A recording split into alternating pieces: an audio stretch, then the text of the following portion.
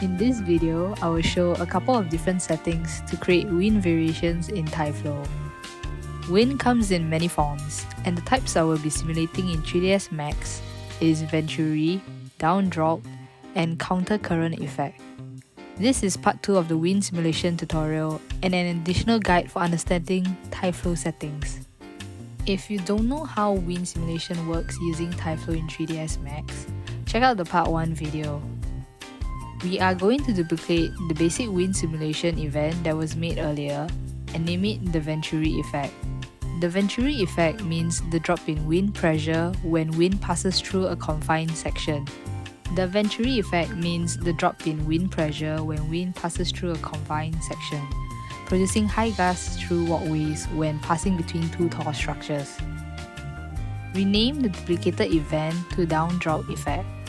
The downdrop effect is caused when a building receives the wind directly, causing it to spread in all directions, and we'll be editing the settings to create that.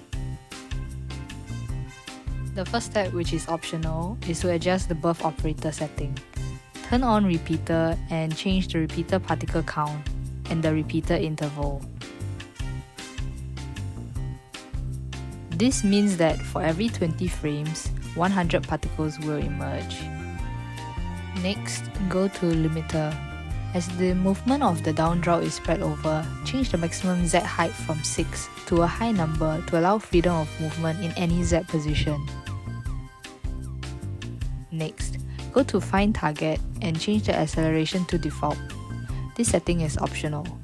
Right-click at the acceleration setting to find the default option easily without the need to remember. Now we will create a new spline because sharing splines will cause the spline geometry to have overlapping issues. We want the winds to operate separately as well. We will clone the existing wind spline because we don't want to redo setting up the spline modifiers again, and it's much convenient this way. Clone it and rename the splines.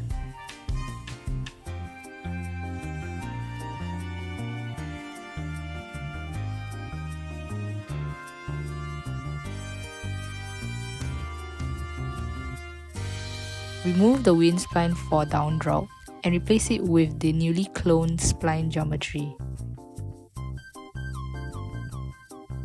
Play the animation and you'll realize that the colors are the same.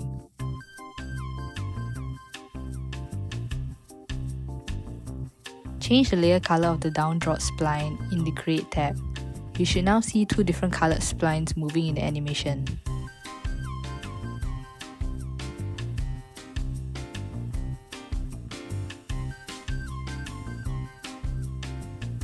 Open up the Tyflow editor and duplicate the downdrop effect event.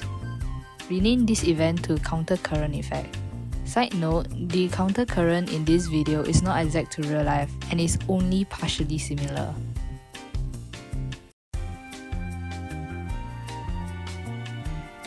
Beginning with the birth operator, which is an optional adjustment, increase the total particle output to 300. Go to the limiter and bring down the height to 6 meters. The counter current interacts with the buildings, so the height is kept at the building level.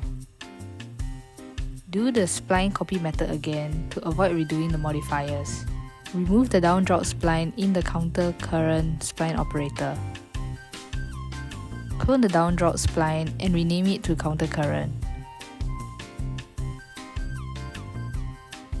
Pick the counter current as the spline paths object. Go to the collision operator, scroll down to geometry surface interaction and change the bound setting to 100%. The counter current is an effect that flows on the surface and bounces off once in contact. Change the collision offset distance to 20 meter as we want the wind splines to bounce further away from the building. Change the color of the spline. Play the animation to see how all three effects go.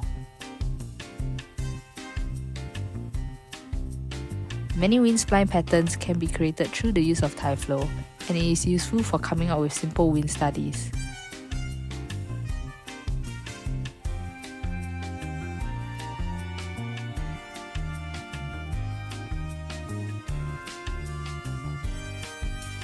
I hope you enjoyed this tutorial. Thanks for watching.